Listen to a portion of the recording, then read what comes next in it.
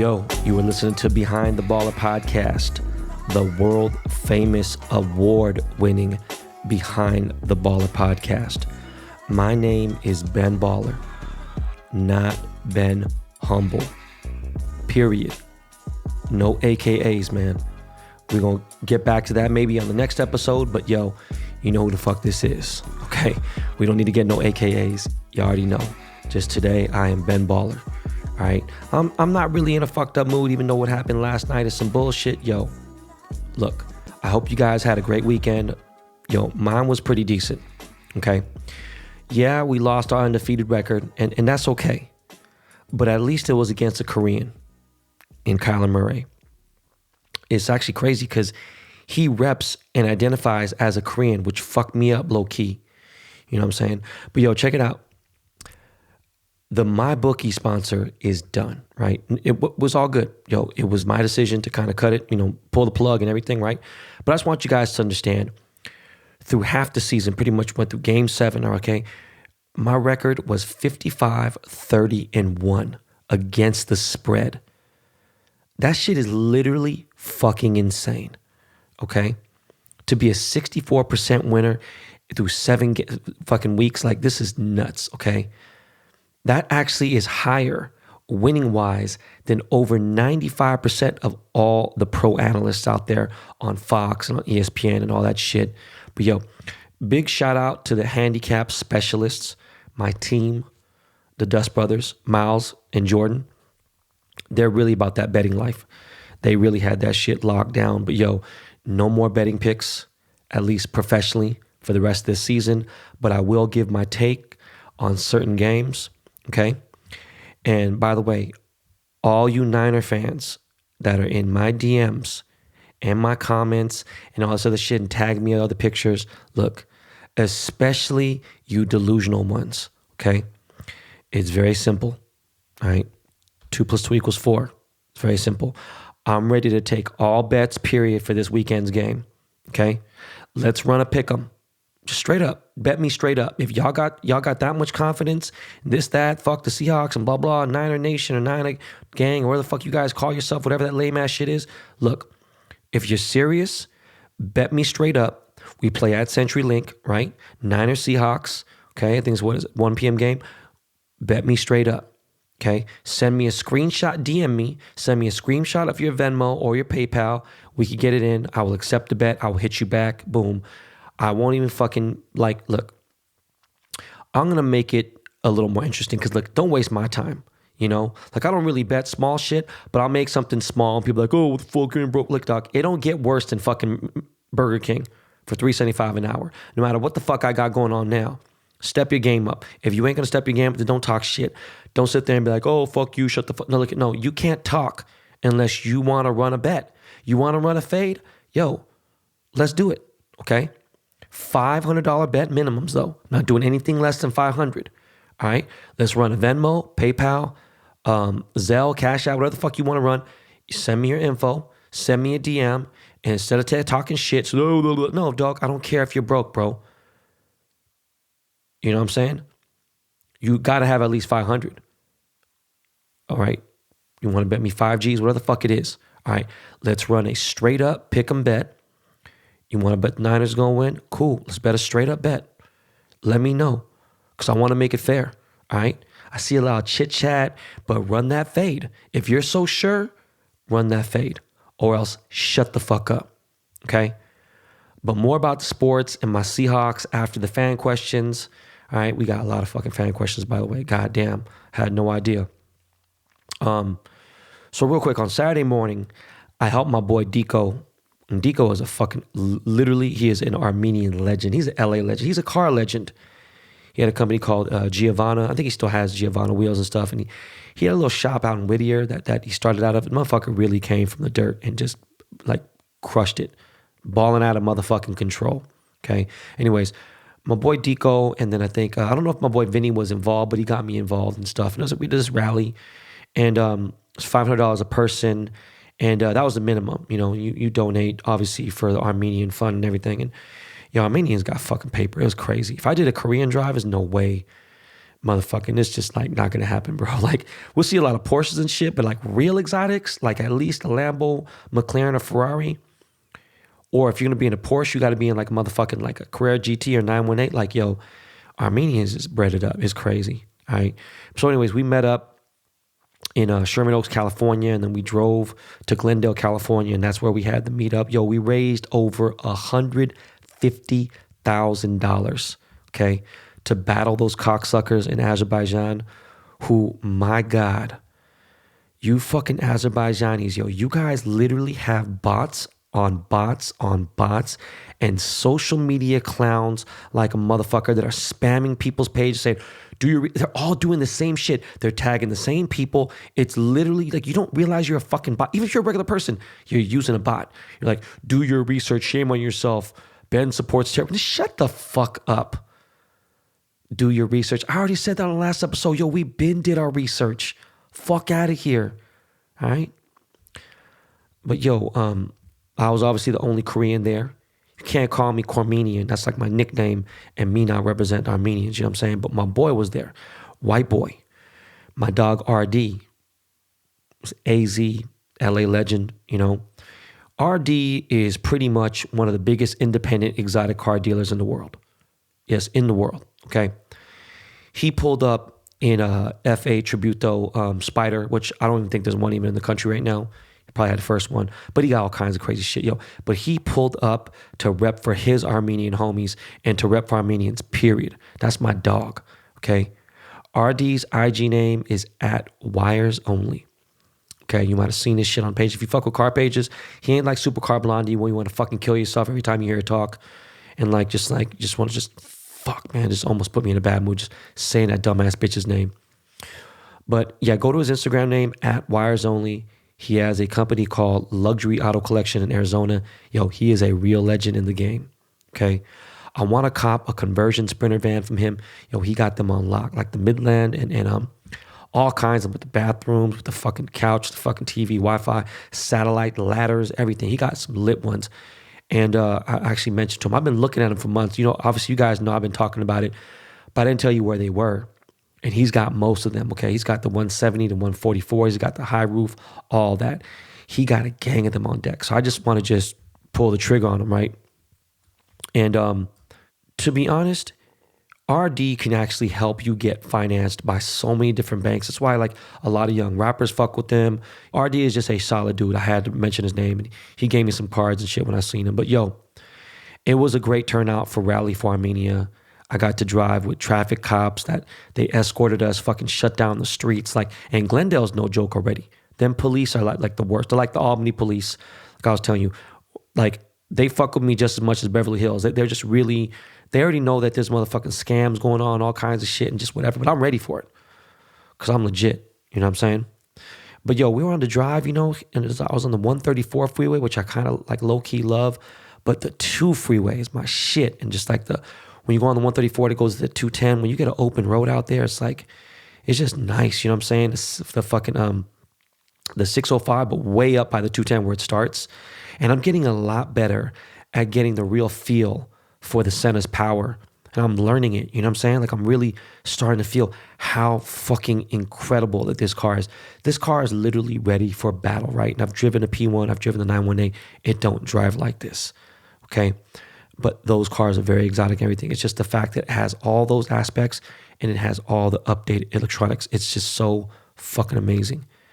So meanwhile, I did the stupidest thing ever last week. Didn't mention it on Thursday because it happened probably on Thursday. But I ended up buying another fucking hypercar, which I'm sure once my wife finds out, she's going to fucking lose her shit. And yeah, I won't say what it is. The homies obviously know. I've told them, I showed them pictures. But yo, man, that was, I don't know. I'm going crazy. I just been fucking antsy. And I feel like that's like my entertainment. Instead of me not being able to jump on planes and do what I got to do and be in Tokyo and be here and here and do my work, that is like something. And you know what? I was about to say this, yo. I'm about to start wearing chains again. I'm about to start making some custom pieces for myself. I'm going to start rocking jewelry again. Yo, I just got inspired because we just built a brand new factory. It's going to be done in a few months, literally like 2 months or so. We got a new store. IF and Co flagship stores going, and the showroom is going to be downtown. Yo, I got like a battery put on my back, and I was like, yo, I'm trying to get retired. So if I'm going to retire, then I'm about to go hard body. So I'm wearing jewelry, making jewelry for myself. Yo, I'm about to really, really shit on the game. Like for real. When I start wearing the chains again, motherfuckers need to be worried. All right? Because I'll make you guys look like guppies out there. And I'm talking about other jewelers and whatever it may be. Anyways, the downtown LA is filled with fucking Armenian jewelers. It's crazy, so obviously there's love there. But there will be another big rally for Armenia Drive. It'll be hosted by Platinum Motorsports, so it's going to be obviously my family now. So coming soon, I will let you guys know if you are interested in supporting, want to donate some money to the cause, you got an exotic car, you live in Southern California, let me know. Hit me up because the shit's coming like in a couple weeks and we're going to go hard body and it's going to be some shit. Like really for real. Like I love these fucking drives.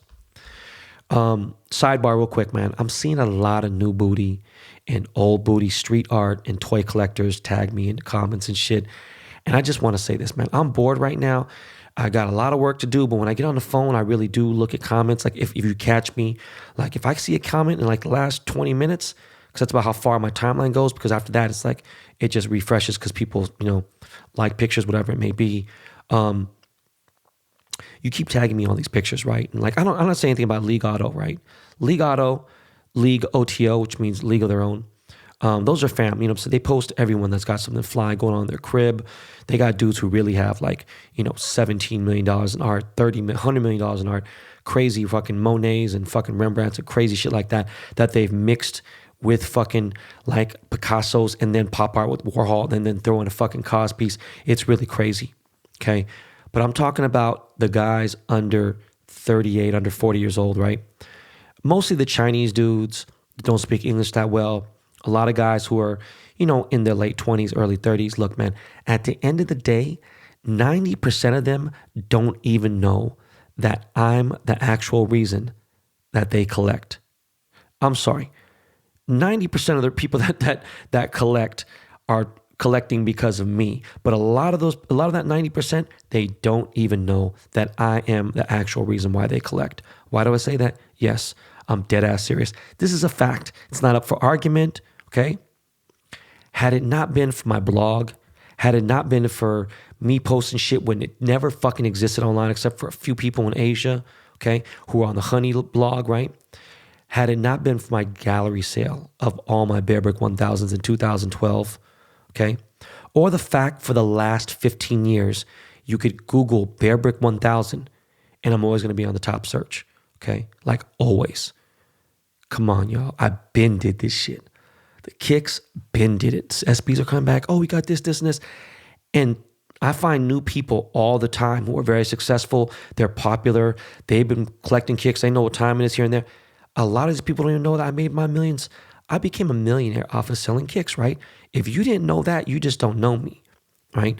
I started that whole shit, like for real, pioneer shit, okay? And there's a lot of big collectors out there, like my boy Andrew, he's Cause FJC, right?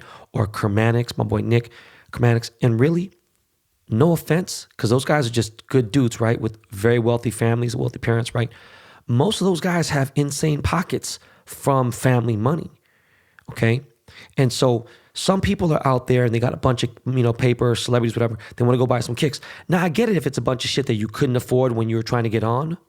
So you're like, fuck, I didn't get these then. Boom, I'm going to pay top dollar because I'm going to get that. That's cool. But what I'm saying is you can't compare yourself to somebody who was doing it when the shit was going on the first time around, not when shit was being retroed. All right, you feel me? And this goes with collecting as well. Okay, some of these people, they got paper, they got long bread, they don't give a fuck, they just want to get it done. Cool, man, great. All right, you want to go listen to some K-pop and shit and whatever, good. But I'm going to say this. If money could buy it, then I already got it, all right? And I've got it for free, okay? The difference is, if money could buy it, I probably got it for free, all right? And maybe, but on rare occasion, I got it for the low. And at the very worst, I got it at retail. I never see no Bear Bricks at retail. Nothing hot, no bape, none of that shit. It's a fucking nightmare. There's bod skin, all that shit and everything else. And that's for newer shit. Try to get you a ready-made, like a $3,000 to $5,000 Bear Brick. You know, it's already a wrap, okay? These guys are paying top dollar, doing donations to cause and galleries and stuff so they could get in early on bidding and stuff. But they're being smart, okay? And after spending $2 million on art, they're able to cop shit early. They're able to get editions, rare shit. And it's smart. Because when you get in early, right, and you get a bronze or something like that, you get a cause bronze at like 75 to 300 bands, you done already made 400 grand the day you walk out of there, okay? But the ones who are like going on Instagram, like rappers and shit, talking about, I got this, and then show like a Care Bears fucking bear brick or like a new Star Wars GR bear, any GR bear bricks, okay, that they're getting stateside, y'all beyond too late, okay? Like super late to the party. Y'all late and the party ended. Like that level late. When you walk into the party and it's like 7 people left and it's like ain't no bitches in there, ain't nobody popping, ain't like nothing. It's just like motherfuckers just kind of like, they're not even 2-stepping, they're 1.5 stepping in there, okay? But I will say this. When I was driving home from San Francisco, I thought about selling my collection. The only reason I would sell it is because if I had to move back to San Francisco and move in a crib there, because I could still get a 5,000-6,000 square foot crib, but it's not going to be the same as far as like my space level, what I could do. I'd have to keep like maybe 10, but I got 106 of these motherfuckers, right? Anyways, Miles, can you start a Lakey beat real quick and let it ride for some bars? Yeah, just like that. Okay, y'all, we're going to take a real quick break, and then we're going to get into these fan questions. And like I said before, there is a shit ton of fan questions. So this is going to be like a fucking interview, except I'm the one being interviewed, okay? This should be good. We'll be right back.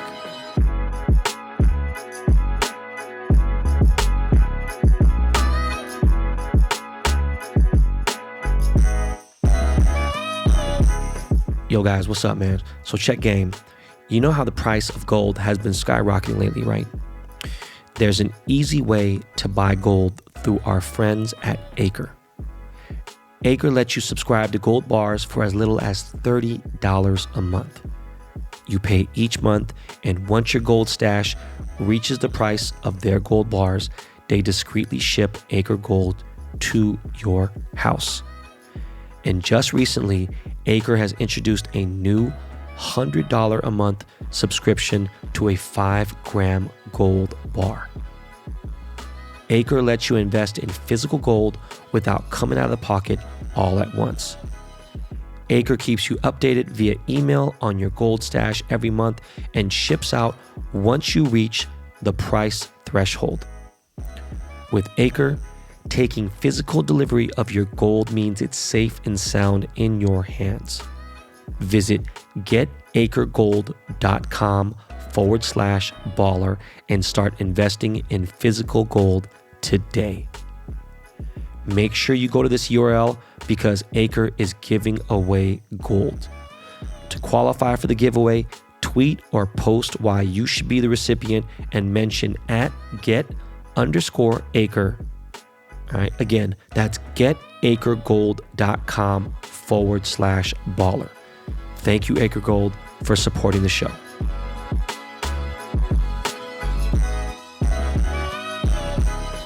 Yo. So this is the part, we do this once a month, at least once every 5 weeks, right? And it's the fan questions. You go to the Apple Podcast page, you leave a 5-star review in question format, and you leave your name, whatever nickname, what the fuck you want to be known as, and I answer it live on the show. And Mr. Jordan Winter himself goes and screens through them to make sure it ain't shit that I've asked or answered already, whatever. I just realized, though, it takes like a day or two for a review to be approved. So there's a shitload, though. Goddamn, because it's been so long. So I'm going to answer these. These are random. And, by the way, if you don't know, I answer these freestyle. I do not go over them before. I literally go over these like on the hum. It is Monday morning, and I'm reading these motherfuckers straight live from the dome piece. Here we go. Jack from San Diego writes, yo, love the show, love your insights. I just discovered you during the pandemic, and now I binge listen every day. I'm a huge baseball fan, obviously Padres. I'm 41, so I missed a little bit of the 80s because I was too young. My question was, what was Fernando Mania like? Yo, Fernando Mania was like fucking, remember with Lynn Sanity? Except that this dude is a legend and he actually won and everything else. It wasn't like Lynn, where Lynn had some like really good games here and there, didn't do shit, right? Like Jeremy Lin is like, come on, bro. Like, you shouldn't have no motherfucking nickname called Insanity. But, you know, there was a famous big titty girl who would go to all the biggest games, with the Yankees, whatever the fuck it was. Who were the most popular players? I think she'd go to basketball games too, and she would go hug people. I'm talking gigantic, like double J's, huge tits, right? And she ran out to go hug Fernando. That's when you knew his motherfucker was big. Plus, he was like the first Mexican dude, played for the Dodgers. Motherfucker was El Toro, mean son of a bitch. He was a bad motherfucker, man. That was a really great time. This dude was really God. And I got to meet him 3 years ago at the World Series. It was fucking like, he was a shit, bro. It was really crazy. You name it. The fucking bobbleheads, all that shit, everything, T-shirts. He was lit, man. He was a legitimate, bona fide star. GE770 writes, hey, Ben, I've been a fan since day one. So after the NFL season is over, what happens to the old Snickers chain? Do you guys sell it? No, we do not sell it. That chain goes to charity and it is auctioned off, usually to a children's charity or some type of cancer or something like that, whatever, and it's auctioned off, and then boom, that's what happens to it. And then, I guess we go to Snickers 3.0. B. Lee 23 writes, needs to get Edison Chen on the podcast. Hey, Ben, you mentioned Edison Chen and how he's well connected with Bun B on the live. Will you get him or KP on the pod one day to chop it up about international business? Yeah, he's well connected with Bun B. Bun and him are friends. That's my guy. But Edison's like a very close friend of mine. You know what I'm saying? Like, and KP's like a super close friend. I own a company with KP. Like, that's my boy. I really don't, look, man. I don't know. I hope they don't get this because like they might hear. But I mean, either I get them both or I get Edison, right? Like KP is how do I say this, man? I don't know, man. I'd have to come up with some really good questions for KP because we're such friends. Like, it's weird. I don't know what I would think that on his, but he's a businessman and he does very well. So yeah, I don't know, but that's really not hard to do. I just have to figure out what I'd want to talk to him about, like specifically, very specifically. So that could happen, B. Lee. Thanks. Josu Valeda. Could be Jose Valeda, but I think it's Josu Valeda writes, kids. Hey, Ben, as a parent myself, it's always sad seeing your kid get hurt and cry. My first instinct is pick my son up and make sure he's okay. But sometimes he falls in a way where I need to hold back from laughing. How was one of your kids gotten hurt where you want to laugh, but knew as a parent you had to come and aid first? My kids have thrown a basketball and it's like hit randomly and then it hits them on the head and they cry and it's kind of funny here and there. But damn, I'm trying to think if there was anything that was like funny. I mean, there's times where I see him eat shit, but it's not, I don't know. I don't really laugh. Like, I don't know, man. It's different. You know what I mean? And not to sound like a Debbie Downer, but like,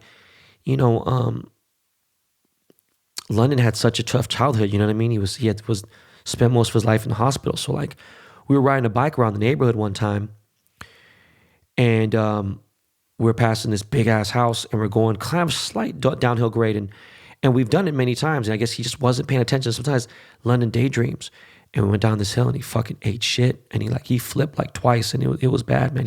He was fucking real. Like, I was terrified. Like, I had to get him up, hug him. He didn't want to ride the bike anymore. He was done. Like, Karate Kid level. He fucking hated the bike. He went from loving bike riding to hate it. Just went. In fact, now that I think about it, I got to take him on a bike ride today. But yeah, no, I don't know, man. It's that's the only story I really got. I really can't say. I like. Sometimes I laugh when they fight, but then they go right to like full blown MMA. They don't go to like the funny shit. Like they're just crazy, man. I don't really know, man. God bless your kids, though. Juan E. Martinez writes, North Noah from Hollywood, California. Ben wanted to start off saying, you're doing an incredible job balancing the subject matter in this podcast from Forrest Gump hip-hop stories, business, life, culture, and your day-to-day lifestyle. You keep it 100. I see this potentially being more valuable than your legacy in hip-hop and jewelry business. I got 2 questions for you. 1, investing into real estate with under $1.5 million. What are your thoughts between a house and a condo to flip within 2 years from purchase as well as location? Let me answer that real quick. 1.5 is a good amount of money. As far as location, I don't know, man. It's difficult to say. Obviously, being around the Grove, if you can find anything for that cheap, cool. I would not necessarily buy a condo to flip because condos are cool and everything, right? But they got HOA fees, other stuff here and there. a home is always going to sell better. I just always feel like, again, I'm not a real estate agent, but I just think that the house is more desirable.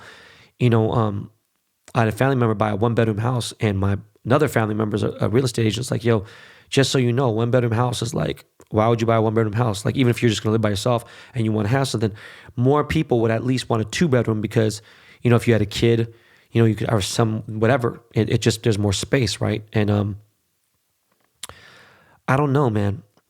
There are developing areas that are doing very well, but solid areas like Glendale's always going to be solid. But then again, as far as rising in real estate right now, real estate is about to tank. It's going to get bad right now. So I don't really think, even in 2 years, I just don't know if that's but I don't think it's the time to buy right now, that's for sure. Second question, would love to get your feedback on my music. I'm a writer, producer, and rapper. I'm very confident. You and your circle of friends could see the potential. Can I send you a few records? All the best, North Noah. Hey, Noah, check it out, bro. Love you and everything. And this is one thing I'm just very firm on. I don't really have any like legit plugs in music. I could say something I like, when it comes to like something more like American Idolish, but when it comes to rap and stuff, like I don't really talk to anybody in that world anymore, really. Like even some people I do, like maybe Mo Shalizi, but he's really more in EDM. I don't really take unsolicited music. It's just nothing I can really do with it. Even if I don't even listen to new hip hop that of people that are clients of mine, from Lil Uzi to Tyler the Creator. So it's just like that's really just where I'm at with it. So it's nothing personal at all. I wouldn't really be the right person to do anything with it. Cured, QERDFGGFD, who fucking knows what the fuck that means. Ben the Wise Man. Ben, what's up, bro? BTB listener since day uno. I have listened to your opinions about the economy for a while. Decided to pull the trigger and sell my house. Got a couple offerings within a day. To my surprise, if everything goes through smoothly, we'll have a half a dozen of 2020 GTC4 Luso sitting in my account to go through the next couple of years. I don't know what that metaphor is supposed to be, but I'm sure you got some bread, right? Definitely we'll talk about some financial advisors to make some wise decision like you do. Recently, Europe has seen an enormous daily increase. My friend in the UK said people already started to hoard supermarkets again. Do you think we might have another lockdown and stay home order? I think it's possible.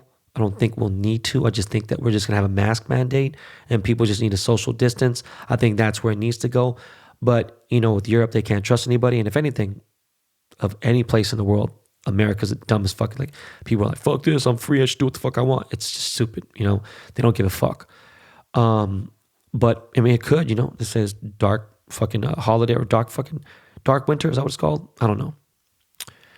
Hey, man, I wouldn't say hoard, but I think sanitizer is easy enough to get. I mean, toilet paper is cool, food. Make sure you get some toothpaste and toothbrushes because you need to brush your motherfucking teeth. Not you personally, I'm saying people in general. So I don't know, I can't call it, bro. H. Javari. That's what's good, Ben. Much love for Antwerp, Belgium. Oh, nice. I love when European listeners hit me up. Love your podcast and looking forward to them every week. I wanted to ask you, what are some of the best places to buy 1,000 bear bricks at retail prices? And what kind of 1,000% bear bricks should you be looking for? Will you have an episode about bear bricks and art in general? So funny, I just talked about this. There's really no real website, right? Fuck, my boy just talked about KP, and KP owns a store that sells bear bricks and they ship worldwide. I think it's WOAH. Is it WOAH store? Fuck, I don't remember the goddamn name. But he does sell bear bricks and he sells good ones, European, Asian ones. Is it WOAH store? Is it WOAH? Fuck, it's something like that. Something like WOAH, WOAH store or something. I think you should Google that, like WOAH store, bear brick. I think it'll pull up. But if you have a chance to go to Japan, I suggest you go to Project 16. That is the concept shop for bear bricks. And that's the best place because they don't sell anything over retail. It is only retail only at that store. And that is Metacom's actual store. And thank you for listening from Belgium. Michael Farkas writes, hey, Ben, I know you're always saying a few years from retirement and you're just focusing on the podcast and your later life. And that reminds me of how you retired a few years ago. So what were you doing in your early retirement before Fur got you back in the game with the Lamborghini chain? I was only out for 3 months. So I just pretty much just spent time with my kids. It wasn't really too much. It was like October. So like most of October, November and December, I didn't do shit. I came back in January. So Really wasn't much. I was just spending time with family, catching up with them because I was really so busy. I didn't have that time. And he wrote, P.S. I'm the dude who asked about interviewing you for a school paper. I just sent an email to the podcast. Just get back to me when you can. I definitely will, bro. Damn, high school. Crazy. J. Chris 3 writes, best podcast for free game. Hey, Ben, love the podcast. Much love from San Francisco. Thanks for all the free game that you put us on. My question is, do you have any advice for new parents? I have a little boy on the way and would love some insight how to raise a kid at crazy times we're in. Wish you all the best. First off, if you have a relationship with your parents, that's probably the best advice you'd get, right? And from even your girl's parents, start off with there. Any friends who have newborns, But as far as me, I mean, look, man, right now, stock up on onesies. Buy just the white plain ones at Target, and you're going to be throwing them away because they're going to shit them. They're going to get destroyed. Even if you clean up all the time, babies go through them. Again, stock up on diapers, stock up on wipes. Get the baby wipe warmer. That's important. As far as raising them, it is really important that your wife breastfeeds. It is like magic medicine. Stay at it. Even if it takes fucking days and days and days and she doesn't have milk, you just fucking go see a lactation coach. And I'm telling you, breastfeeding is really a miracle. It's a lot of work, but you'll thank God later. It is just really a big deal. You'll feel a lot closer. She'll feel a lot closer to the baby as well. Formula's cool. It's just, that's a different thing. Obviously, keep them protected. You don't want them getting sick. You don't want them getting sick and then them being susceptible and being weak, then their immune system, and then having them fucking just go all around the house and everything. I mean, pretty much you'll be straight. Obviously, learn how to carry your kid, learn how to hold them. If you're going to get into a car, obviously make sure you get the proper baby seat. Those are the basic things. Everything else, man, bro, you're just going to figure it out on the way, man. Congrats, man, and God bless. Big Dave 90744 writes, Ben, the man baller, a.k.a. Mr. Yang. What up, Ben? Day one listener. Thanks for all the free game. I used to collect baseball, basketball, and football cards when I was a kid. Now I want to go look for my cards. I'm sure I have some gems in there. My question is, I'm wondering if you can get more into your writing days when you used to write with your MC. Thanks, bro. Much love from Wilmus 90744. I assume Wilmus is in California. Actually, to tell you the truth, I'm not really familiar with that. So when I used to write with Platinum Writers MC, and most of those people were originally Rough Riders, OG Rough Riders. And shout out to Wink 1100. I've been thinking about that motherfucker a lot lately. And then obviously I still currently ride with Cocky Riders. I don't have a bike, and I haven't ridden in many years. Man, I think I do an episode on talking about riding because it was a really big part of my life from like 2001. I mean, I rode when I was a kid, but the motorcycle club, that was like 2001 to like 2009. Like that was deep. Like I was fucking deep in the game, like super fucking deep. So that's something, that's a great idea. I'm definitely going to get into that. Just thinking about Crenshaw, the beach, Venice, and just everything, man. It was really a fucking amazing time, man. When I don't know why it hit me harder now, just thinking about it, because I really can't actually wait to really get on. I'm going to do a motorcycle episode for sure. K7 Swift writes, Ben Baller podcast question. Yo, Ben, big fan, been following you for a good minute. Appreciate what you do. Thank you for dropping gems. My question is, what is your favorite tattoo on your body? Fuck, man, that's a good question, man. Shit. What is my favorite tattoo on my body? I don't know, man. I really like the portrait of my mom, my stomach. Fuck, I love the straight flush poker cards, right? Straight flush, obviously the best hand in poker. On my right arm, I love the pyramid on my chest too. I like that. Fuck, man, those are probably my favorite ones, man. I like Tiger too. I have so many fucking tattoos, man. I love my kids' names. All of them mean so much to me. It's Trip. You stumped me with that one, man. But those are it pretty much. Stefan9 writes, house rich and cash poor. Hey, Ben, quick question. Would you rather be house rich and cash poor, or renting your place but always got cash to make a pivot in case situations arise? I mean, shit, right now, definitely, I would love to be I mean, that's kind of like, I don't know. I don't mind renting. I mean, what kind of cash are we talking about? See, if you're house rich, you at least have, 300, 500, 600 grand, maybe a million, and then you don't have a lot of cash to play with, right? Or if you're renting, so you're renting for 2, 3 grand a month, but you have like 300, 500 grand. I mean, right now in this situation that's going on right now, fuck, I'd rather be renting. I'd take advantage of fucking, not paying rent, whatever, and figure shit out. Obviously, not fucking up my credit and having a few $100,000 cash and then figuring out later and using that to invest and do other things. Cause, having a house and not being like, because what are you going to do? How are you going to pay it? Unless you own it still, you got property taxes, you got everything else. I'd rather have solid cash sitting ready to fucking use at any given time, especially if it's going to, have to be at least $250,000. And, rent until you figure it out. Use that money to make you more money. Avald7 writes, hobby. Hey, Ben, I'm glad I found your podcast. I've always been an entrepreneur, but I couldn't really relate to anyone before this. Thank you for making content I can trust and enjoy. Now I have 2 questions for you. How long do you plan on podcasting? And could we get more hobby guests? The Gary Vee episode was so good. I've already listened to it 2 times. So much game. What's the second question? Anyways, all right. So, so could we get more? Yeah, listen, I'll get more people from the hobby for sure. That's something I definitely want to do. Okay. How long do I plan on podcasting? I think 5 to 10 years would be the minimum. That would be like where I'd really be like, I got to do at least that. Ideally, I'd love to be podcasting until I'm about 60. That'd be great. That'd be 12 years. If I can go to 65, 17 years, be cool. But yeah, that's what it is, man. Thank you. Andrew 2001 writes, life advice. What's up, Ben? I met you in Pleasanton about a year ago. You gave my brother a VVS pen. He still has it to this day, but wants to keep it just to collect it because it meant a lot for us just to meet you. What do you think he should do with that pen? What the fuck? Bro, throw that shit away, man, or keep it to the side. I hope you guys smoked it, right? You guys smoked it, it's empty. You can't refill a disposable pen, man.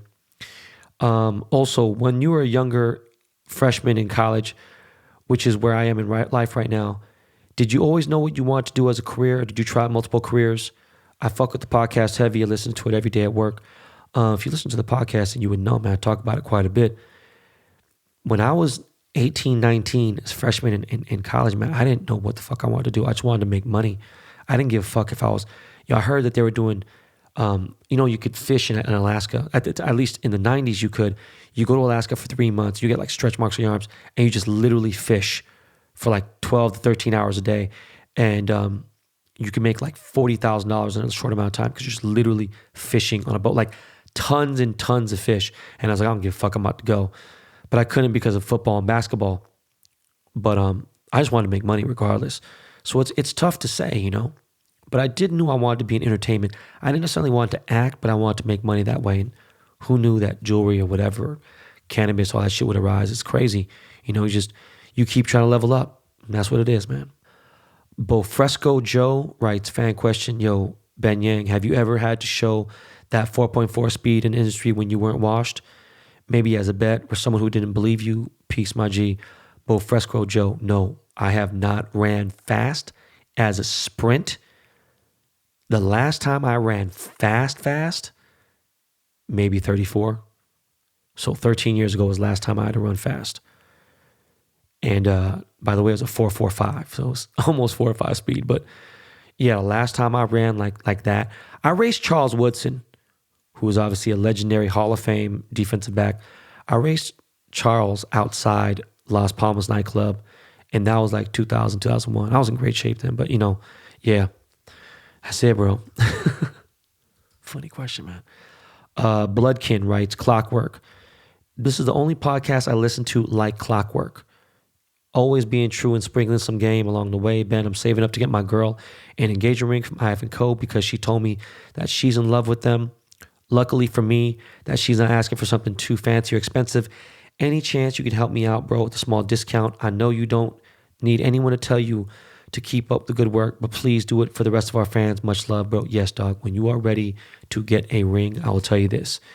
If you want to at least get a 1 carat, you're going to have to spend at least about $4 to $5 grand to get a basic ring. If you got that I will make sure that I level you up and give you at least $1,500 extra on some swag. I would like literally just, I'll brighten up the whole shit and make it 10 times better than what it was supposed to be.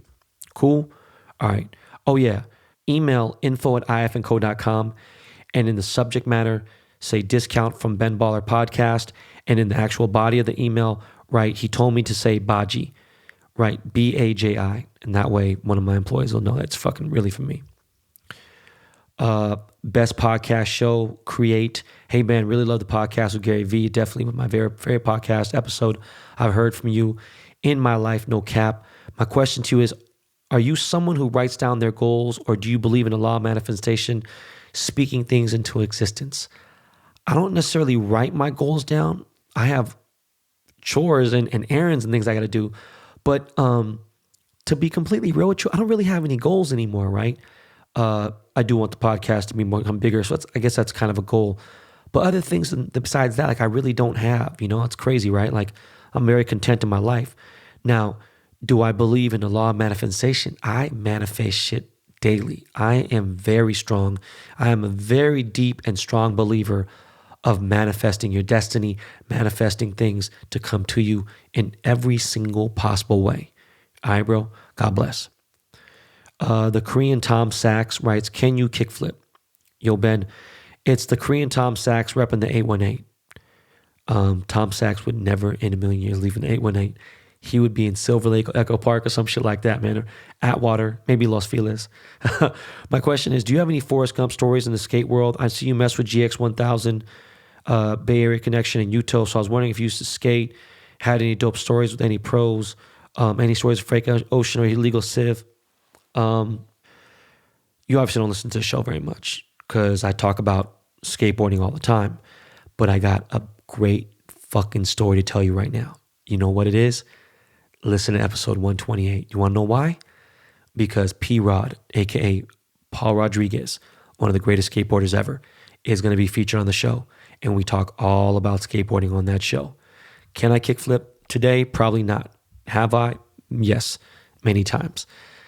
Look out for episode 128. Paul Rodriguez is going to be fucking dope with P-Rod. We get into it for real. DFSN writes, what's up, OG? Yo, what's up, Ben? First of all, shout out to all those game predictions you had last week. I came up on some easy money. My question is, what are your thoughts on Mayer selling most of his collections to 2Js? I know you got rid of your collection before. Do you think he'll regret it later on? Keep killing it, OG. Dennis. I think Mayer's fucking smart. I think that's fucking amazing. He got rid of fucking over 2,000 pairs of shoes. Shit. He should be fucking screaming hallelujah. I don't think he'll regret it. I mean, cool. I mean, like I would get rid of shit like, oh man, I kind of had those. Fuck all that. Go ahead and start over, buy some white on white Air Force Ones, buy a couple things you like, buy some boots, and just be done. He is fucking like, yo, just congrats to Mayer. All right.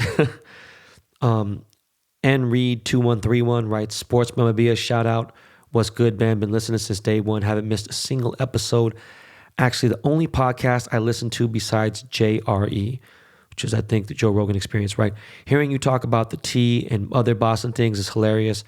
I have some nice signed memorabilia Nolan Ryan owned and signed jersey, 1/4 signed David Ortiz card, but I can't find anywhere to sell it. Where should I look? Bro, I don't have a fucking single idea. I think you might want to hit up Golden Auctions on Twitter. They're active there. Maybe on Instagram. Hit up Beckett. They would fucking know. You know what I mean? Hit up a Punch. Hit up a fucking hobby shop, right? I don't know where you are. You sound like you might be from Boston, right? If you're from Boston, bro, there's got to be a hobby shop in Boston that has local card shop or whatever that's got all that stuff. That would be definitely the best place to do it. I wouldn't do it on eBay. That's definitely the spots. Sir J. Kino writes, yo, what up, Tito Ben? Hope you and your family are straight. My question is, are you teaching your kids Tagalog and or Gyeonggi or any dialect stay apart? You know what? They're not going to learn any Korean probably until later on, and they'll probably learn some real like basic words. As far as Tagalog, when they were all young, they, because my mother-in-law definitely spoke to them, in deep Tagalog. So, I think they're going to get it. Not as deep as like Nicolette, you know what I mean? My wife is obviously, 100% fluent and everything, but Nemo Hose 405 writes, what it do? What's good, OG, triple OG? I caught you on live with Bun B and was wondering, you got any stories for us with you and UGK? RIP Pimp C. I don't really, man. You know, I knew them separately, you know, kind of like kicked it here and there. Me and Bun B would rock, you know. He's part of the Gold Rush rally, you know, the gumball rally where you get in the car and you drive from like LA to Florida and Florida, like in fucking Istanbul to fucking Turkey. And I mean, Istanbul, like Paris, and like Paris to Dakar and all that crazy shit. Nothing like, you know, just my own little separate thing. I'm sorry, man. I wish I had more experience with them. You know, I knew Chad and I knew fucking, I know Bun, you know, we're good boys, but nothing like interesting enough. Oh, you know what? My bad. You know what? I've sipped with Bun, right? We sip lean and shit like that, whatever. I was in a music video with him for Big Hawk. It was the Grit Boys Candy Paint, I think was called. I forgot. You can Google it. I think you just Google Grit Boys, Ben Baller, Slim Thug.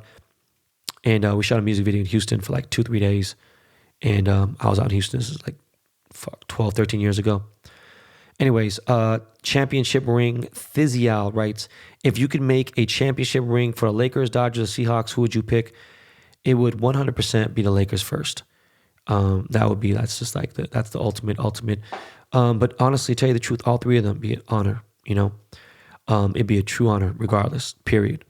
Lakers first. That's just my personal, you know. G.O. writes, movies. Hey, Ben, G.O. from Texas. I noticed your favorite movie episode, you didn't have any Quentin Tarantino films. What are your thoughts about his work? Pulp Fiction, Once Upon a Time in Hollywood are some of my personal favorite. Much love. Stay safe. Thank you for the keep up the great work. I know that it wasn't his movie per se, but True Romance is one of my favorite movies, right?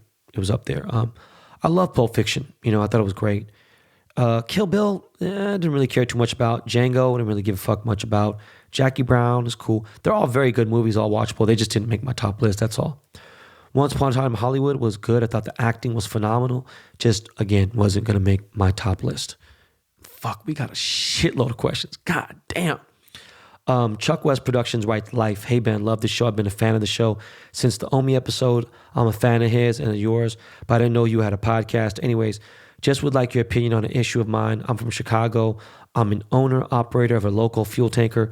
I make about $150 to $200K a year tax-free. I'm having a baby on Tuesday, and my job as a truck driver requires me a lot of time. I want to spend as much time with my son as possible, so I'm looking for a new career field. So the question is, would you suggest I get into real estate or jewelry?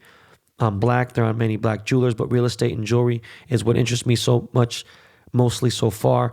So really, I enjoy your opinion. And would you choose either or? Thank you. Fuck. Sorry I got your question late as I'm looking at the date. But yo, Chuck West, bro, look, man. I wouldn't get into jewelry right now. That is definitely not the game I would get into. If it was a hobby, cool. But that's something, you know, you need time. Real estate's good. Usually solid. We're just about to go into we're in a recession right now. We're in a pandemic. Real estate is decent right now, but it's going to get bad. I don't know how bad it is everywhere else, but I don't know exactly what. Oh, you're in Chicago, right? Maybe Chicago real estate's so cheap. God damn, when I see like, you know, real estate like 20, 30 minutes out of downtown, it's like insane how cheap fucking property is. I mean, I would do that before I would do anything else. But if it was between those two, shit, that was it. As far as a career fucking choice, I don't know, man. Truck drivers, I do know they make money, but I do know it takes a lot of time. Man, bro, you got me, man, because this is such a weird time for jobs and people aren't working as is. So, you know, I mean, you might have to, you know, again, man, you know, you could just get in those times with a kid, you know, cool. Other than that, I don't know if I'd leave that job just for right now because you want to secure your future with your, you know, with your family, stack up and shit. And I know it sucks because you want to spend as much time as you can with your kid, but, you know, try to be there for the milestones at the least. But man, it's tough. But later, when he starts to understand things, you know, and you don't want to miss, it's tough, man. Trust me, I just think about it all the time. But, you know, your kids need more of you as a presence than they do with money. And that's why mom made a mistake when she started to make some money. But, yeah, dude, I don't suggest being a jeweler, bro. Real estate's cool, you know, get a license and do all that. But I still think you stay being a fuel tanker, man. That's what I think. Kevin Cooney, DC, Maryland, Virginia, DMV. I noticed on your Instagram page that you have come to the DMV several times.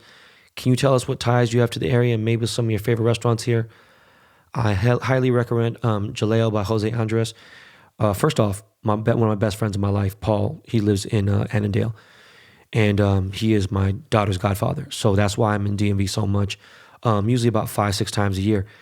And my boy Michael Vitaggio, he owns an amazing restaurant inside the Conrad, and he has the Vitaggio Steakhouse inside the MGM in Maryland. You know, the MGM, which is fucking amazing. That fucking casino resort is beautiful. As far as that, you know, I'm basic, dude. I like the Honey Pig at fucking in Annandale. I like other random shit. Obviously, I like Jinya Ramen Spot in the fuck's it called again? Not the Atrium. What the fuck's it called? Goddamn, Mosaic in Virginia, in Nova. Been to Jaleo before. Actually, my boy Paul is friends with Jose Andres, man. So yeah, that's my ties there, and I'm pretty fond of Nova, obviously. Nighthawk06 writes top 5 so far. What's up, man? Nighthawk06 here from Oakland, day one listener.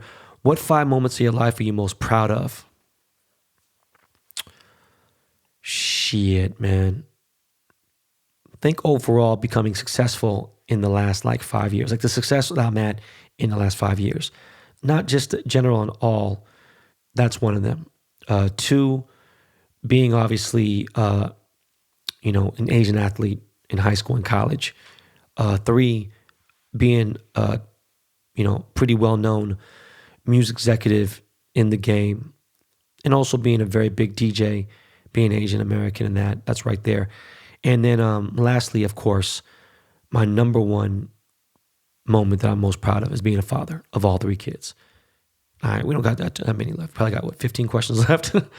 BTC Life writes, Pokemon cards. Hey, Ben, long-time listener since episode 1. I've been shopping around Pokemon cards. My little nephew, I remember you mentioned on your nephew was flipping Pokemon cards. I was wondering which sets or series should I be looking out for, and maybe which Pokemons I should be looking for.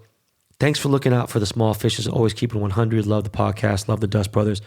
Bro, I got to ask them. I don't really know too much about Pokemon. My kids collect, but it's like they're on the new series shit. I am sorry I can't answer that question in full right now. My nephew, JP, would know. I apologize, man. Sorry, dog. Dub from Anaheim writes, what's up, Kuya? Digging the pod from day one. Enjoyed all the reality TV episodes, too. Couple of 3 things I wanted to ask. Got some nice quality gold chains and pendants, including my mid-sized Jesus piece from IF & Co. But I have some that get no love. Not that icy fresh, though. How do you suggest I get rid of 250 grams of chains and pendants? Piece out on eBay, pawn shop, jewelry store, because it's sellable stuff.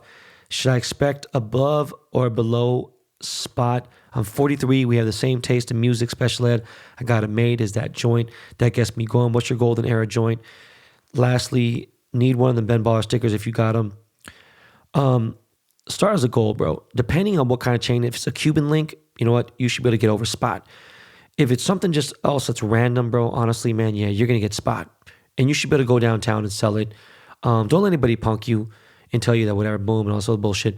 Anyone could buy gold in downtown LA. You should just be like, yo, dude, I need to sell this gold. And you should be able to get 250, get spot. If it's 10 karat, 14 or 18 karat, whatever it is. As far as my golden era joint, it's just too fucking many. I will say Slick Rick, Hey Young World, or Mona Lisa is definitely one of them. Fuck. NWA shit, there's just too many. But definitely that Slick Rick album definitely takes me to a different place. Gustavo DLR writes, hey Ben, if you could buy back one specific item you've sold in the past, car, sneaker, piece of art, etc., what would it be? How much did you pay for it originally, and how much you sell it for, and how much would you spend to get it back? Good question, Gustavo. I would say my house that I had in Pasadena, man, but you know what? There was a painting that I had. I can't speak too much about it, but it was a cause painting, and I paid $60,000 for it, and I sold it for $350,000, and it's worth $2 million now. How much would I spend for it back? I would pay $500,000 for it. I wouldn't, but no one would ever sell it for that price. You know what I mean? So that's just me being honest. You know, sometimes I regret, selling my 6-footers, my 4-footers, but it is what it is, man. TSWJHWM writes, relationship with your dad. Ben, I found you by searching Jimmy Boy. I listened to that episode and I've been listening to you ever since. I wanted to ask, even though you've had issues with your dad in the past, do you allow him to be a part of your kid's life as grandpa? Yeah, man, but he has dementia. He has Alzheimer's, so he doesn't like really come around too much unless my brother could take him. So, like once a year, my kids will see him, but it's tough, man. It's we're in the pandemic now too, so it's like, really, really, really got to be careful. So I just don't, but if time permits, man, he's really on his way out, man. I really just don't, I really don't have that contact with him like that. It's a fucked up situation, Ayo Ralph writes, are you going to extract CBD from your Jonas strain? It would be dope to see more Kush out on the market with all the CBD still in the bud. I know it's money, but I also feel ever since weed became legal, it's been money over quality. The urban LA nowadays doesn't even come close to the Kush being pushed by a local plug back in 06, 07. What's your opinion on the matter? I am not extracting CBD on anything. I don't give a fuck about that. Jonas strain is very raw dogs though. That shit is no fucking joke. 100% it is about money over quality. It's been fucked up. I personally do not smoke anything that is not top shelf though, period. That 06, 07 though, Kush is definitely around still. You just got to get it from Kenji or someone who really got that, that real precious A1. And that's what I smoke. Julia Wilson 3 writes, what's up, Ben? Been a fan of yours for a minute. Just started listening to the podcast. Any advice on networking? How did you amass such a diverse group of friends, celebs, businessmen, fashion designers, etc.? Seems like you've known everybody for 15 plus years. Would you attribute all that to growing up and living in LA, or is there some method behind it? Also, did some art for you some years back. You used it as your profile pic for a while. Is there any way I could send you a mounted printout of it? Appreciate all the game. Julia Wilson, please, I have no idea what art this is, but I'm so intrigued. Send it to benballerpod@gmail.com. Or is it behind the baller pod? I think it's benballerpod@gmail.com. As far as my networking, I think 100,000% it is because I lived in LA and grew up in LA. And I grew up in LA in a special part of the West Side. And because of like me being interested in graffiti, hip hop at a young age when it wasn't popular, fashion and shit like that, I just feel like it just really just spread like wildfire. The world was small. So like people would talk, a lot of word of mouth before social media ever existed. And people just knew whether they liked me or they didn't like me. I think if I wanted to get next to somebody, I could just do it. I knew how to attract them to me. I knew how to reel them in. I knew how to manifest a relationship. And it just,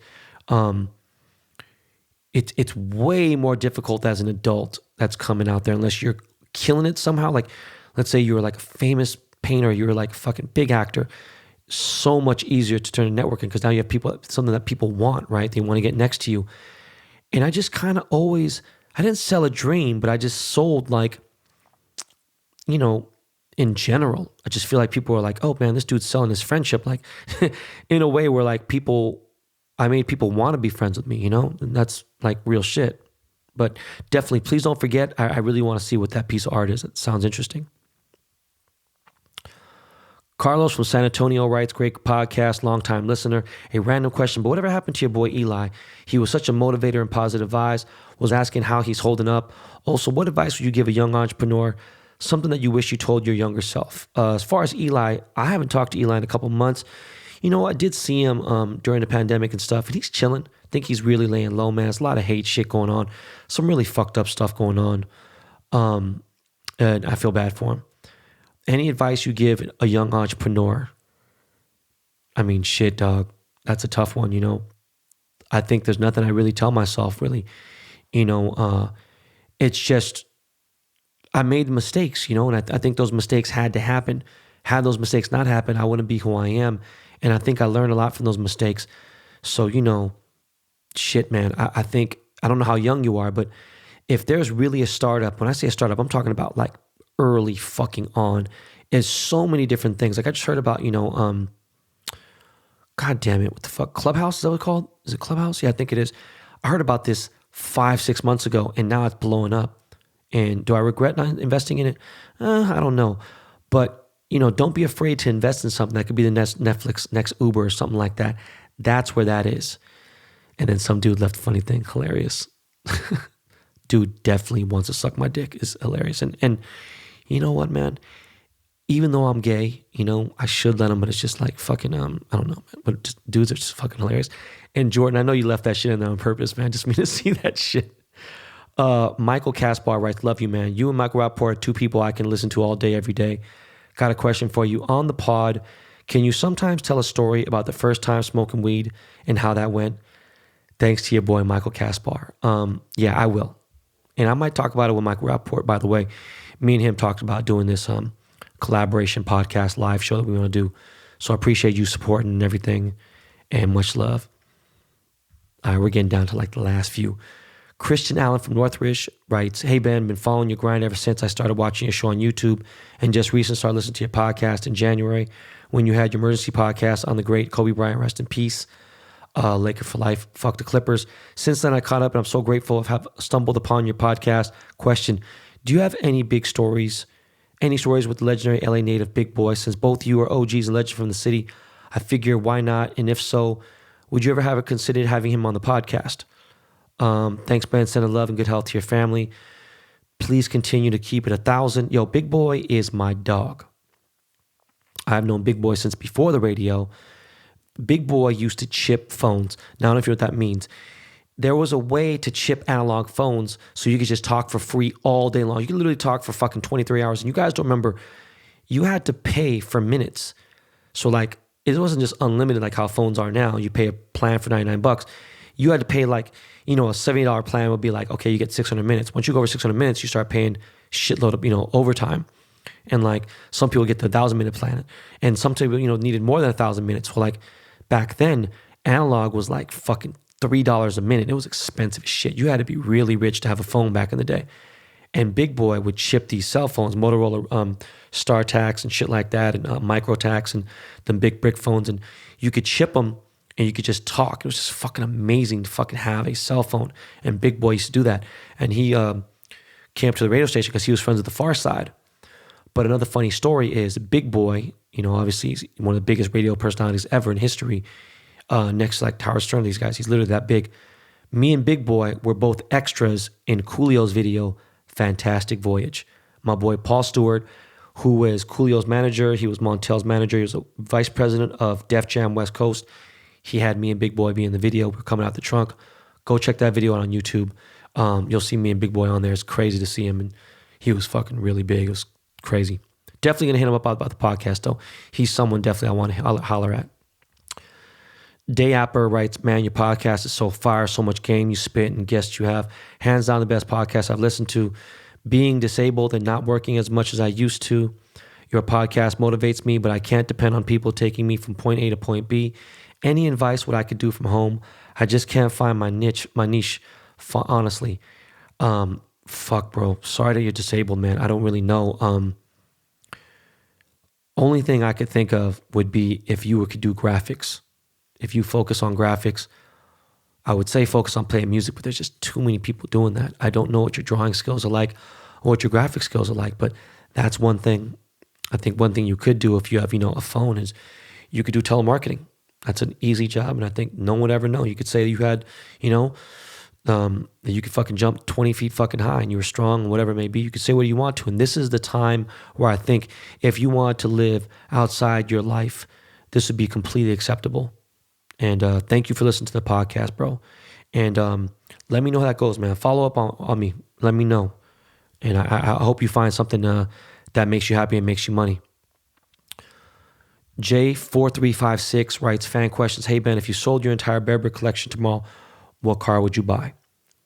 I'd buy a LaFerrari. Wouldn't even think twice about it. Be done. And that's it. Yo, Mike562 writes, Ben Baller, fan question. Sub Ben, I'm a big fan of the podcast. Been listening to you since day one. Seen a recent interview with Fat Joe and Busta Rhymes, and he said that he used to stay in an apartment building neighboring Tupac and Omar Epps. Was wondering if he's talking about you staying. If so, did you ever speak to Busta? I've talked to Busta many times. Busta's a good dude. We ran at different times. I didn't know that Busta lived in broadcast center, sorry. But it could be a different place. Tupac lived in broadcast center with me. He got evicted. I don't know if Omar Epps lived there, but he possibly could have because a lot of celebrities did. I don't know. Never knew Buster lived there. It's a big building though.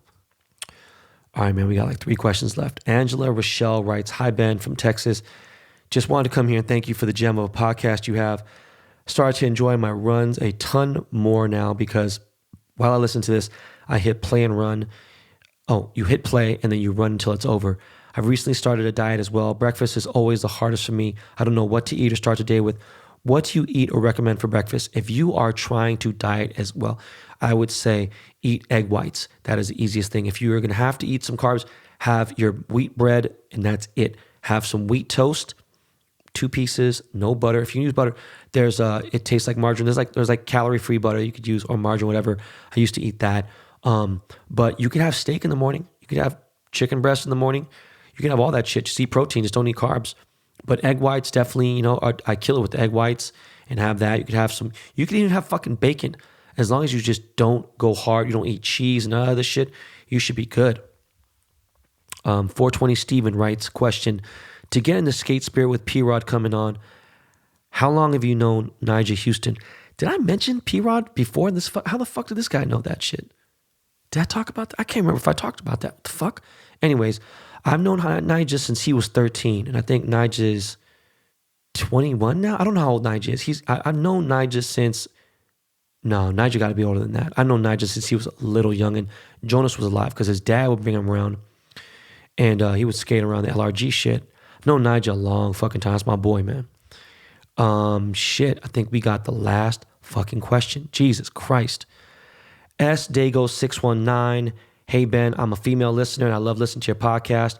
I have 3 older brothers, and you remind me of them so much. A lot what you say and what I can relate to. Born and raised in San Diego, but I live in Long Beach now. I have 2 questions. What do you recommend in regards to learning about stocks?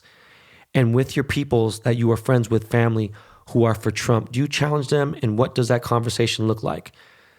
Pretty sure my parents voted for Trump, but I don't know how to go about that conversation. We are distant, but I'm always the one to spark a conversation or challenge them. Thank you. Much love.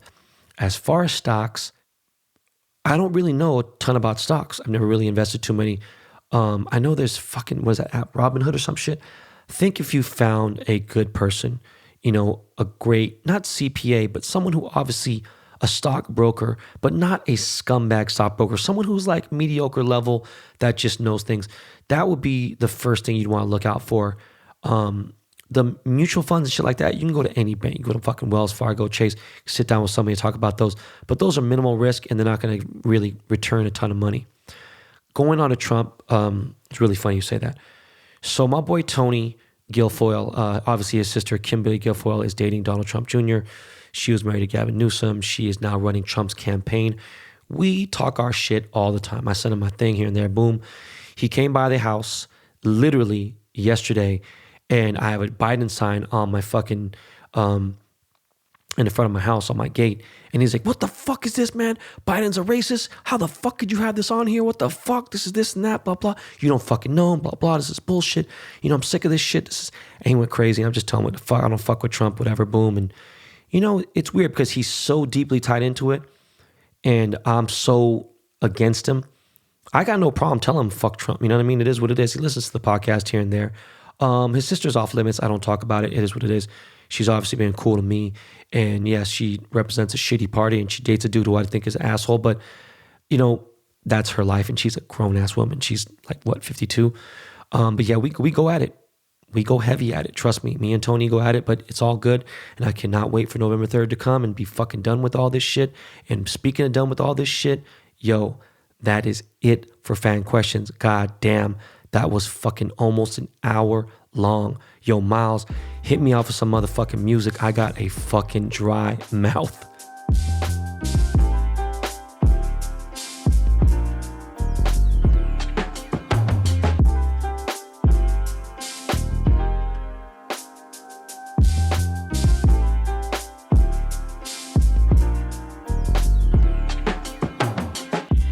So, yo, I had a crazy sports day yesterday. Right? Crazy. Like I was on fucking fire.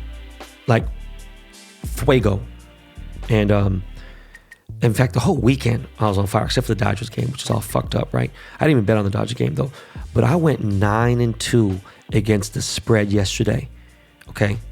And had it not been for my fucking punk ass Seahawks, who should have closed that game out, they had 2 or 3 chances to close that motherfucker out. And just Russ just needed to be himself. He didn't need to be spectacular, just needed to be himself. It would have been 10-1 because that Dallas game versus Washington that was just what it was, okay? But yo, it's okay. We deserve to lose that game. All right, played like shit. And look, I know the Niners slander is deep, but yo, I bet on the Niners yesterday, right? They look good. Fred Ward, yo, that motherfucker was impressing the fuck out of me. Like, what linebacker is out there literally fucking like going one-on-one with fucking receivers? Like, he was really out there doing his thing, right? Debo's kind of cool. Jimmy G is whatever to me. Like, Kittle still don't seem 100%. And like, you know, again, I really think the defense looks decent. I don't care if they got second or third stringers out there. But I think Jimmy G against us is going to get exposed again because, like, yo, I said this several times, man. And, well, I mean, we got Ken Norton Jr. on the defensive shit, which I don't think he's doing a great job. But we just know how to play the Niners. That's just what it is. Because if you look at the last 7-8 years, we've lost 2 games to them, and we've won fucking 14, 16 of them, whatever. I forgot what the exact number was.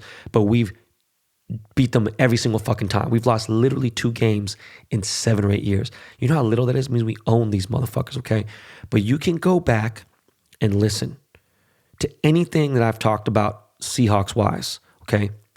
And I've said the Cardinals are like our kryptonite. I don't know what the fuck it is. They just know how to match up with us, okay? We should have won. There's no fucking excuses. You know, a lot of our stats and things that we're known for, like being in the red zone and always scoring, that shit ended, right? We're number 1 in fucking NFL when it comes to red zone scoring, and they were number 2 in red zone defense, which is crazy, right? And we still did our thing, whatever. That DK Metcalf fucking off that pick, well, almost pick 6. Yo, I've never seen no shit like that in my entire life. That motherfucker is fast as shit, strong as shit. Yo, he caught Barber, and they didn't end up scoring. Yo, we should have won this game. It's like, I don't want to get mad. But yo, AZ, they just know how to play us. You know, I said it. Sometimes at the end, they play us because they suck. But, you know, they're all right this year, right? I think we come back and we whoop that ass and get that revenge, okay? But again, we beat ourselves in that game, period. Yo, Pete Carroll, he really does play way too conservative. We need to go on some of these 4th and fucking short. Every other team does, you know what I'm saying? It's just like our O-line is sus as fuck. Defense is fucked up. But yo, next week, we got Adams back. I really think that, yo, I know Shaquille Griffin had maybe a concussion. I wasn't sure exactly what it was. But yo, we got Adams back. So we got some pass rushing for that ass.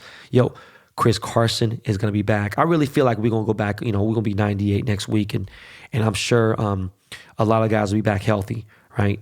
I got zero fear playing the Niners at home, okay? As far as the other NFL games, nothing else was really worth mentioning. My honest opinion, I think where we are right now, we lost 1 game, right? I think we'll lose 1 or 2 more, and that's it. I think for the season, we lose 2 to 3 games max. That's including the game we just lost, just so you understand. Don't fuck up my words, okay? That's what we lose for the season. That's it. I really think, well, I know we're headed to the chip, all right? Know we're headed to the playoffs. Look, we just got to do our thing. All right, we got to the chip playing like bullshit, and fucking losing on a bullshit ass play. And obviously we won the year before. But yo, all the computer stats in the world don't mean dick to me. Okay, look at Atlanta. They were supposed to win the last 4 games. The computer statistics ran every bit of fucking analytics and everything. Okay, and it shows that each game in the last fucking few minutes, they were a 96 to 99% win chance probability, and they fucking lost every game. Every one of those. 99%, 98%, 99%, 96%, they fucking lost. Okay? It's clown shit.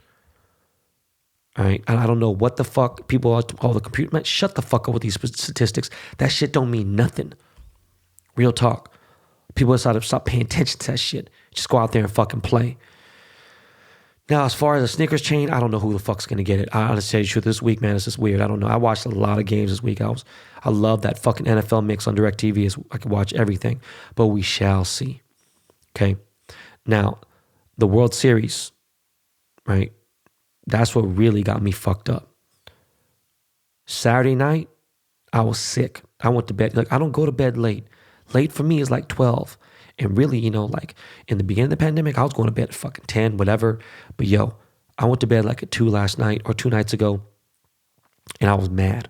Like homicide. People sent me messages, and I was just like, yo, I was sick. Okay. Game 4 was real life bullshit. That shit reminded me of fucking 2017. We beat ourselves. Dave Roberts, Jerry Lorenzo's a good friend of mine. Yes, Jerry Lorenzo, who owns Fear God. Dad Jerry Lorenzo. A lot of people don't know his dad's famous ex-professional fucking baseball player. Jerry Lorenzo used to work for the Dodgers. Jerry Lorenzo worked in Major League Baseball. Okay. He's like, man, it's not Robert's part. I was like, dog, I don't want to try to hear none of that shit. At the end of the day, I don't give a fuck if the people paying his check, whatever. So at a certain point, you need to make a change and be like, yo, dog, I'm not about to go out here and look like a fucking asshole. Okay? He's the manager. He should be able to have some shot con. Jerry's telling me that the front office tells him what to do, whatever. Look, why the fuck would any person with a brain put Baez or Jansen in a game ever, in any World Series game? Okay? Pretty much by putting Baez in and getting them fucking runs scored on us, all the errors, all the funny shit, all that shit happened when Jansen got in the game, right? In 7th inning, all that shit, everything unlucky happened once Jansen got in the game, okay? Dave Roberts really put us in a position to lose. How are you the manager and you don't put your team in a position to win? All right? Like literally, once I saw Jansen warming up in the bullpen, I was like, yo, we lost. That's it. There's no reason why he should come in. Like, this dude is just a fucking choke artist. This motherfucker done just fucked up so much shit. He's worse than Danny Green, okay? He's a fucking mush for real. And speaking of the mush, let me say this real quick. When you think someone is bad luck, right? And you be like, oh, that motherfucker's a mush. I don't want him in my house or whatever. Be like, oh, that guy's bad luck, whatever. When it comes to sports games, okay? You've heard that before, right? When someone like you're at a game, be like, oh man, every time this motherfucker comes over, we lose. When you stand up, when you wear that hat, you will lose. You know what? That type of shit drives me crazy when I hear people say that shit. Not really has that ever been towards me, but I'm just saying when I hear that type of shit, when you think someone who's not a professional player that's not playing in the game is bad luck, you are just a fucking, you are a punk, loser, dumb fuck, idiot, stupid motherfucker, bitch made, pussy, bitch, fuck nose hoe. Okay? For you to think that anyone in the world that isn't playing in the actual professional sports game is really that powerful, that him or her could be bad luck to fucking change the outcome of a game or even fuck anything up and make a professional team lose, get the fuck out of here. I hate seeing that shit. Literally. Now, if you're talking about dice or people, gambling with cards, on the streets, even if you're fucking at a table. Now, people could do stupid shit. Like if the dealer's fucking showing a 5 and you got an 18 and you're like, fuck, hit me. Now you already done fucked up the thing, right? You ain't playing by the basic fucking rules. You know what I'm saying? You're going against the book. That's a whole different level. Okay. But people are just trying to do what they can and be like, oh man, this guy's just bad luck. Boom. Yo, that's arguable. Okay. But there's such high probability for you to lose when you are gambling. All right. But I used to see that shit. You go to like Super Bowl party or you go to like someone's house when they're watching the game and shit. And like even Floyd Mayweather used to say that shit. He used to pay attention to when he lost big bets. And he'd be at the house and he'd lose big bets, like 300, 400 grand. And like he'd see who'd be around there, be like, all right, boom, this people be fucking up. And it's like, man, dog, yo, to say someone is a mush, it's just crazy. I just laugh. Yo, in general though, I remember back in high school and shit, like random when I was like the outsider. I didn't have no home team. That's why I kind of hated like part of the East Bay, right? Had these fucking small-minded motherfuckers be like, oh man, I don't want Ben coming to my house, man. Fuck that. He can't come over, And like, these would be at parties, private card games and shit. There wasn't really like, we're in high school, Or there were 18 and under clubs and stuff, whatever. But it was like that type of shit, like hater shit. And look, I had a hard personality to swallow. I understand that, okay? But never have I ever asked to enter any place. I've never asked to enter anyone's home, anyone's party that I wasn't welcome in. All right. And that shit happened more often than little, right? And that give me no chip on my shoulder. It like no extra shit. Like it motivated me to be like, yo, I'm about to shit on these fools and be like, yo, listen, this is my life right now. It's not bitter. It's more me just being a dick and being on some like, yo, checkmate. Like what? checkmate, checkmate, checkmate. Every game, right? Any aspect of life. The funny thing is, 99% of those people from Albany High School have asked me on like Facebook, whatever else, they've reached out, hit me up for a loan, asked me to come promote their businesses. Some of them be like, oh man, you want to come hang out with us, or boom. Or even ask me if I could like get our kids together and do like a play date and shit like that. Like, nah, bro. Fuck is you talking about? Like, we tripping? I don't even reply. Like, I don't talk shit and go hard on whatever. I just simply ignore it. And that right there is how I know I'm almost maturing. You know? Anyways, back to the World Series. What also pisses me off is the win last night in Game 5, right? That win last night should have been us celebrating the championship. Like, that was it, okay? Game 4, we would have been up 3-1, and then boom, that's it. Game 5, we won. We would be winning we would have won the championship last night. The Seahawks thing would have been fucked up, but it was like I was so fucking consumed and so owned by that game. It was so much fucking drama. It's just that's just Seahawks football, right? Heart attacks, anxiety attacks. I'm just like, it just exhausted me. But can we close out Game 6? Our pitching tomorrow doesn't make me feel like it. Like, I wouldn't bet on tomorrow's game. I don't think we close it out. But if we do, great. Fucking amazing. I'm going to be watching, I'm going to have my fucking undivided attention to that game. But it just fucking sucks because our pitching situation's all fucked up. We should have won it last night. Game 7, I do think that we can get Walker Buehler to pitch, who I think he can close it out, okay? But why the fuck we got to go to a Game 7? All right, just like makes me fucking nervous as fuck, I got heart palpitations and shit. And let me say this real quick. In Game 6 or 7, if I see Jansen, I'm going to lose my shit. I'm going to probably lose my endorsements, all this other stuff. Look, if the Dodgers do win, I can say only this much. I got something very special dropping as soon as they win, okay? I can't say anything else about it. Just know I got something rare, something big that I can announce after they win that will be dropping if the Dodgers win the World Series. It ain't a championship ring. It ain't that. We're going to work that out later or something. But if they win, I got something I'm going to announce that's real big. All right. And if we do win, the Mexicans in LA are going to go ape shit. All right. The Lakers riots and parades, all that Laker shit. Like, some Laker riots have been crazy. But the Mexicans in LA, they ride 50,000 times harder. They go 1,000,000 times harder for the Dodgers. The Dodgers, bro, they're going to destroy shit. Like, it's been 22 years, since we had a chip. So fuck it. All right. Speaking of endorsement, I had to delete all my crazy World Series tweets on Game 4. I didn't really say much last night. But these tweets, I was going off. I was so upset. And I always forget, I forget that I have Major League endorsements. I got MLB endorsements, right? So now, if I do want to make the World Series rings and stuff, they'll go back there and see that type of shit. And that'll be the difference, So I just need to chill and, I gotta calm the fuck down and not necessarily express myself via social media. And that's if I want to work with the Dodgers organization, which I do, and continue my relationship with Topps and the Major League Players Association, all that stuff and everything, Anyways, one quick thing about the hobby. I got my Willie Mays card dropping this Wednesday. And I'm not going to promote it how I usually do. Meaning, I'm going to mention it maybe once or twice and that's it. And it is what it is. It's a fucking dope ass card. I ain't going to lie to you. I love this card. I know I say that a lot, but look, there's a couple cards, but my Bob Gibson was really cool, but the base was what I had to work with. It was okay. Ted Williams card was cool. My Tony Gwynn card I loved. Roberto Clemente was cool too, right? This card definitely I loved, right? But I want to see how low of a print run I can get. Because none of my newer cards really, they're lower than the beginning, but I want to have a low print run, lower than my Ichiro. I was at 1,300, right? I don't have any newer cards under 5,000, So if I get a card at less than my Frank Thomas, that would be somewhat of a short print run, okay? That'd be cool.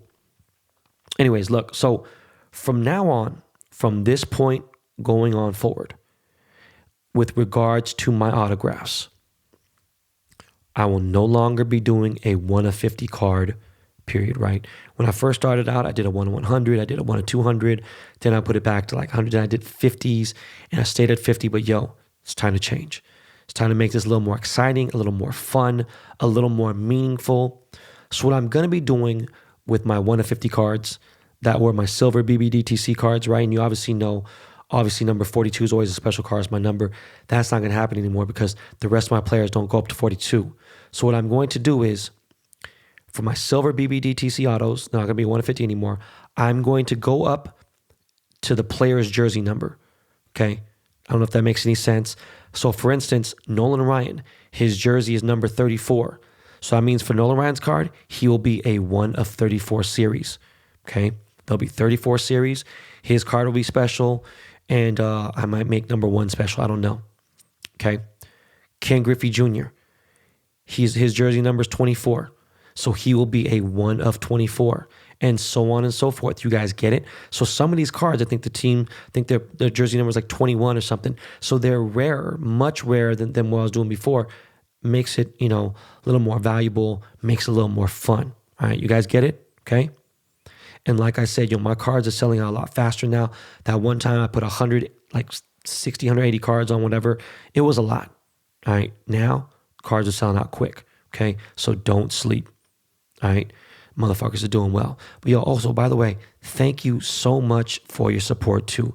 Everyone who supported my bbdtc.com, all that stuff. I'm dropping merch, probably in a week I got a t-shirt dropping, but I'm not dropping anything real big until Black Friday, okay, like merch-wise, all that stuff. But I got a lot of cool shit coming out. I can't wait to drop these new Topps projects that I got in 2021, like obviously my new Chrome, which probably come right around National. My Chrome set has made a lot of people some money, all right? And it's going to happen again. So I'm excited. I'm looking forward to that. I'm looking forward to actually meeting all my San Diego fans next weekend in San Diego.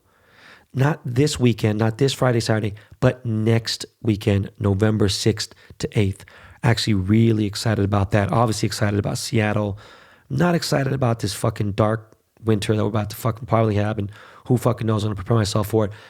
Notice I didn't talk about politics. I didn't talk about COVID, and I'm not going to. So, yo, on to entertainment.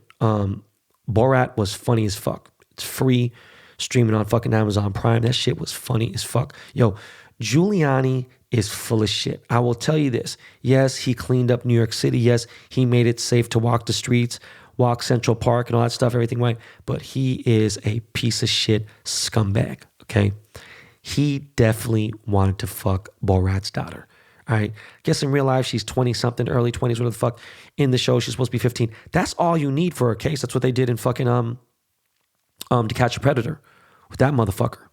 You know what I'm saying? They baited the fucking girls with people who were fucking over 18, over 20, and said, oh, blah, blah, whatever. That shit was, he was, man, come on, dog. Putting his hand in his pants. That shit was crazy. Yo, listen, that girl, all she had to do was make one small move, boom, and it was on and popping. All right. And Borat is really like, he should thank Borat because he could have set that up and it'd have been fucking bad. Okay.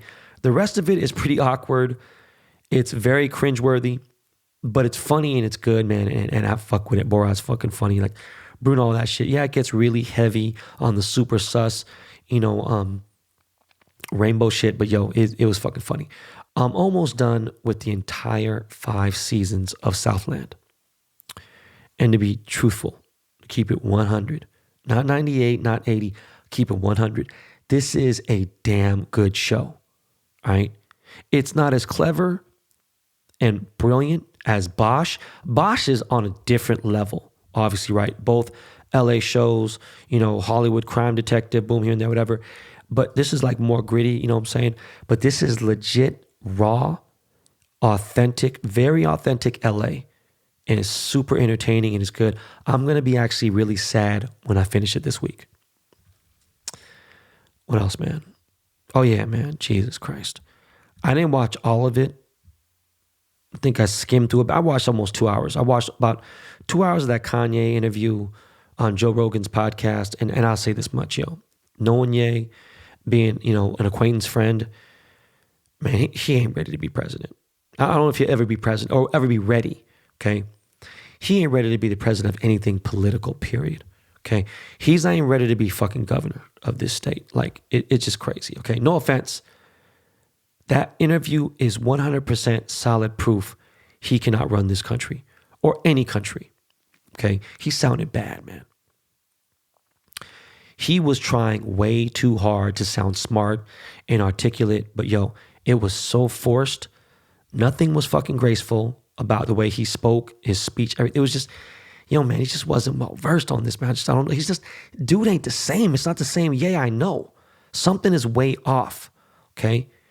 Like, he should have did that interview and just been his old self, all right? Like, really be Kanye, like being him, okay? But it was like, yeah, he changed. He got the religion. Just the religion shit fucked him up. I don't know if the medication fucked him up, but he needed to be the old OG Kanye. All right. Yes, yo, Ye has a ton of money. Filthy rich. And he's got a lot of fame. And that gives him obviously some power. But it's not enough for him. He's dying to upgrade. Like, he wants to become the leader of this country so bad because he saw Donald Trump did it. And he thinks that he could do it, but it's just never going to happen. It's a totally different situation from Donald being white and pushing that white supremacy card and all that stuff. It's just never going to fucking happen. All right. I was going to say these things, but this show's been longer than I wanted it to be. And don't get me wrong. I'm saying, like, I don't want you guys to be bored, but yo, if you want to see something funny, just Google Birdman Cash Money Studio Rules. It's like a list of rules. I fuck with all of them. It's fucking fantastic. It's so good. But yo, that's pretty much it. Like, to end this show for real, I just want to say something to you guys, okay? I want to give you guys a great exercise, all right? A life exercise that will help you in life. It will tremendously help you, okay? Of course, number one, do what the fuck you want to do in your life, okay? Do what makes you happy, right? And more importantly, if you can't be yourself, but you're winning. If you're winning and you can't be yourself, all right, that shit goes for a little bit until you become somebody you don't know. All right. So be yourself. Because if you succeed at being yourself, man, it means 10 times more. All right. Some people, they're bored. They're, what's it called again when you're fucking writer's block. But not writer's block per se, just in your life, right? You're not feeling inspired, Okay. Guess what? Switch careers. Right now is probably not the greatest time to do that because people need their jobs, right? But look, I say that if you're under 30, okay? Because life is very real. Do not lie to yourself to make yourself feel better, okay? All that's going to do is put a Band-Aid on a 3rd-degree burn, okay? If you got stabbed by somebody, you don't put a Band-Aid on a fucking stab wound. Okay? Now, age is just a number, right? I'm almost 50. I feel like 50s is the new 40s, right? 50s feel like 38, all right? Whatever. Age is just a number. But it is very appropriate with time, okay? So follow and chase your dreams accordingly to timelines. And yeah, in some things, it's not too late, all right? But if you're 42 years old, and you've like rapped to homies, wrote some raps, or you decide to come out of nowhere and you want to rap, yo, trying to put a rap album out and be successful from it at 41, it just ain't gonna happen, man. All right. It's probably time to let that one go. Okay. Acting, you want to be an actor? Shit could happen. A lot of no's, there's a lot of shit you gotta deal with. There's a lot of turn downs.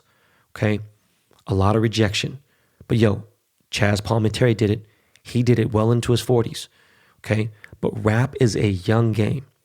Anyone older that's in the game already had success. That was when they were young and they got in it early, okay? You really got to know when to say when, okay? You got motherfuckers, chase your dreams, man. Don't let anybody tell you whatever. And you got a dude who's really bro, man, it ain't going to happen for you, homie. Ain't no one being a hater. It's like some people are playing imaginary games with themselves and they're in a game and they're currently in the 11th quarter when there's only 4 quarters in the game. Okay, what the fuck is going on? At the very same time, understand this. Big rewards require big risks, okay? But you don't want to take big risks when you're like over 40, okay? You take those risks when you're in your early 20s, when you're in your teens. You know what I'm saying? Fuck it. Try to become the fucking biggest successful entrepreneur at 21, at 19, whatever the fuck it is. You take those risks when you're younger, okay?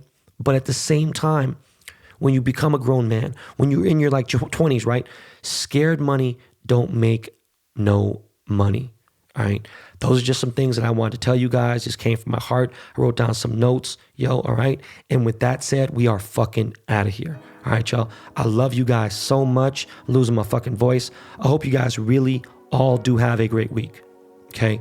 Please always remember to tell a friend about BTB. And I think it's giveaway time. It's definitely time for a giveaway. I don't know if next episode, the episode of that, we're overdue. For my listeners only, for my BTB army, a giveaway is overdue. All right. But that's it. If you didn't know, this is a Dust Brothers production. And if you didn't know, right about now, my man Lakey Lake is going to take us home with something jazzy. All right, y'all. Peace.